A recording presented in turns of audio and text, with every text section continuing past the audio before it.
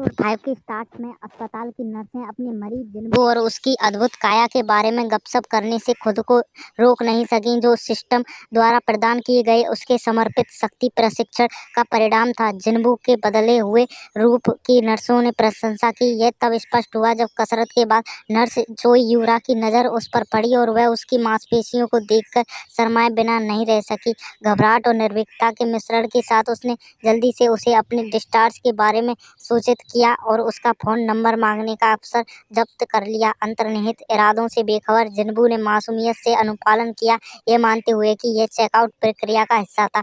इस बीच एक S rank शिकारी बेक यूनो एक सुबह के समाचार शो में दिखाई देता है, जहां वह मेजबान के साथ बातचीत करता है। बातचीत को कालकोठरी के बाहर बेक के जीवन पर स्थानांतरित करने से पहले मेजबान ने एक एस रैंक शिकारियों की दुर्लभता का उल्लेख करते हुए इस बात पर प्रकाश डाला कि उनमें से केवल 7 हैं।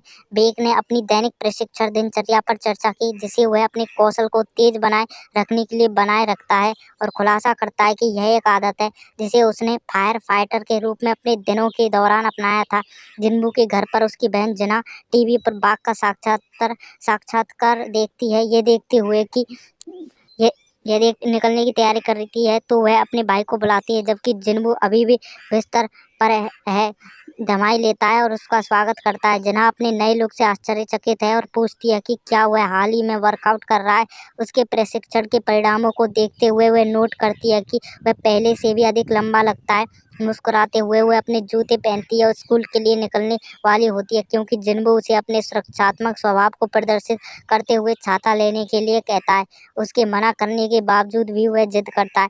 जिन्बू को अपनी दैनिक प्रशिक्षण खोजों की करने में कुछ समय लगता है और वह इस बात पर विचार करता है कि क्या वह अंततः एक बॉडी बिल्डर जैसा बनेगा। इस तरह 18 तक पहुंचने के बाद वह कालकोठरी मालिक को हराने के बाद ताकत, चपलता और धारणा पर ध्यान केंद्रित करते हुए अपने स्टेट पॉइंट आवंटित करता है। हालांकि उसके चिंतन में उसके मकान मालिक की एक फ़ोन कॉल से बाधा आती है, जो उसे बकाया किराए की याद दिलाता है। हालांकि मकान मालिक ने समय सीमा बढ़ाने की पेशकश की, लेकिन जिन्बू ने मना कर दिया। किसी को भी असुविधा न करने का दृढ़ संकल्प किया। बिल का तुरंत निपटान करने का संकल्प करते हुए उसे एहसास हुआ कि पर्याप्त पैसा कमाने के लिए उसे छापेमारी का काम ढूंढने की ज़रूरत है। यह जिन्बू को संभावित छापे के अवसरों के लिए ऑनलाइन खोजों में जाने से पहले अपने आंकड़े बढ़ाने के लिए प्रेरित करता है, जबकि जिन्बू अब कालकोठरी में जादुई जानवरों से मुकाबला करने में सक्षम है, जिससे किराया आसानी से मिल जाएगा।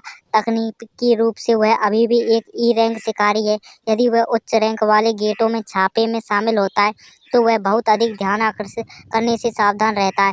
वह इस तरह की जांच से पहले ये जानना चाहता है कि उसके साथ क्या हो रहा है। एक नौकरी सूची उसका ध्यान खींचती है। जिन्हों अपनी दैनिक खोज को एक निर्माण स्थल के गेट पर छापा मारने के वाले समूह की बैठक स्थल तक ले जाता है। वह छापे के नेता वांग डोंगसुक से मिलता है। सबसे कमजोर शिकारी के रूप में जिन्बू की प्रतिष्ठा उससे पहले है, और वांग अन्य शिकारियों को चुप करा देता है क्योंकि वे इसके बारे में हंसना शुरू कर देते हैं। जिन्बू परेशान नहीं है, लेकिन वह यह सुनिश्चित करना चाहता है कि वह ई रैंक के रूप में शामिल हो सके। नेता ने उसे आश्वासन दिया कि वह सिर्फ उनका शिकारी कोटा पूरा करने के लिए आया है, ताकि वे सी रैंक कालकोठरी में प्रवेश कर सके। वे सारी लड़ाई करेंगे। जिन्बू ने नोटिस किया कि कोई उपचारकर्ता नहीं है, जो अजीब है, लेकिन एक रिलीज फॉर्म पर हस्ताक्षर करता है और आधिकारिक तौर पर छापे में शामिल हो जाता है। जैसे ही पार्टी गेट की ओर बढ़ती है, छापे का सबसे छोटा सदस्य अपना परिचय देता है। 21 वर्षीय यू जिन्हो महंगे कवच का एक नया सेट पहने हुए एक बातूनी डी रैंक शिकारी है। समूह पर गेट का साया मंडरा रहा है, लेकिन जिन्बू ने जिन्हो को चिंता न करने के लिए कहा। यह जादू का स्तर है जो यह उत्सर्जित करता है, जो इसे दी गई रैंक निर्धारित करता है, आकार नहीं है। वे कालकोठरी में प्रवेश करते हैं और जादुई जानवरों और चमकते पत्थरों की कमी देखते हैं, जिससे अंदर पूरी तरह से अंधेरा हो जाता है। जिन्बू को कार्टेनन मंदिर की याद दिला दी जाती है। समूह सुरंगों में एक चौराहे पर आता है और जिन्बू को जानवरों की उपस्थिति का एहसास होता है। उसे एहसास होता है कि वे कीट प्रकार के हैं और ऊपर से आने वाले उनके हमले को महसूस करता है।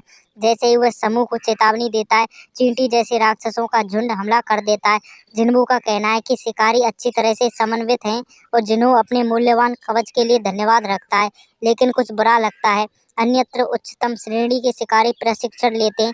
एस रैंक शिकारी बेक अपने नंगे हाथों से पत्थर तोड़ता है जिससे इमारत हिल जाती है। जैसे ही शिकारी कालकोठरी का पता लगाना जारी रखते हैं, जिन्हो जिन्वू के साथ मैत्रीपूर्ण बातचीत जारी रखता है। यह विशाल है लेकिन अधिकतर राक्षसों से खाली है। जैसे ही वह बॉस कक्ष में आते हैं, वे पाते हैं कि यह चमचमाते मैना पत्थरों और ये एक सोती हुई विशाल मकड़ी से भरा हुआ है। नेता हुआंग इस सामान के साथ अपने छोटे भाई को दिखाने के बारे में सोचता है। जिन्हो जिन्वू की तलाश कर रहा है बताता है कि अनुबंध के अनुसार वह ढोना भी विभाजित करने का हकदार है। हुआंग सहजता से सहमत है लेकिन उल्लेख करते हैं कि उन्हें पहले कालकोठरी मालिक का ख्याल रखना होगा। वह जिन्हो और जिन्वू को सोते समय वहीं रहने के लिए कहता है क्योंकि समूह के बाकी सदस्य अपना उत्खनन उपकरण लेने के लिए बाहर जाते हैं। फिर समूह अपना जाल बिछाता है। शिकारियों ने एक विस्फोट के साथ कक्ष को सील कर दिया जिससे जिन्हो और जिन्वू बॉस के साथ अंदर फंस गए। वे मकड़ी के लिए चारे के रूप में काम करेंगे, संभवतः उसे पेट भरकर सुलाएंगे ताकि समूह अपने लिए मैना क्रिस्टल ले सके। जिन्वू ने जिन्हो को पीछे खड़े रहने के लिए कहा क्योंकि वह खुद बॉस से मुकाबला करेगा। इसी के साथ एपिसोड 5 खत्म हो जाता है।